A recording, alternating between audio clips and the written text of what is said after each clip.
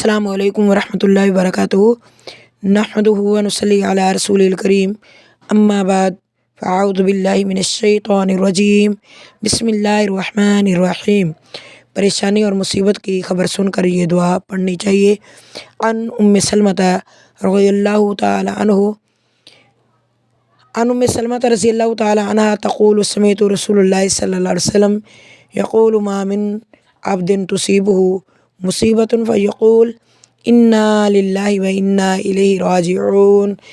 اللہم اجرنی فی مصیبتی واخلف لی خیرا منہا الا اجرہ اللہ فی مصیبتہ واخلف لہ خیرا منہا۔ ام المومنین ام سلمہ رضی اللہ تعالی عنہما کہتی ہیں کہ میں نے رسول اللہ صلی اللہ علیہ وسلم کو فرماتے ہوئے سنا، جو بھی بندہ مصیبت پہنچنے پر کہے انا للہ و انا الیہ راجعون اللہم اجرنی فی مصیبتی واخلف لی خیرا منہا، اللہ رب العزت اسے مصیبت پر ضرور اجر دیتے ہیں اور اسے بدلے میں اس چیز سے بہترین بھی عطا کرتے ہیں جو پہلے اس کے پاس تھی۔ کئی خواتین غم کے موقعوں پر آہ و بکا واہ ویلا کرنے کی انتہا کر دیتی ہیں،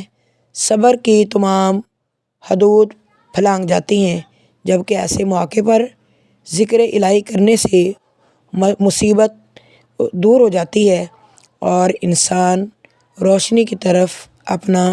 سفر جاری رکھتا ہے۔ اللہ تعالیٰ میں بھی صبر کرنے والی اور شکر کرنے والی عورتوں میں سے اللہ تعالیٰ شمار فرمائے، آمین ثم آمین۔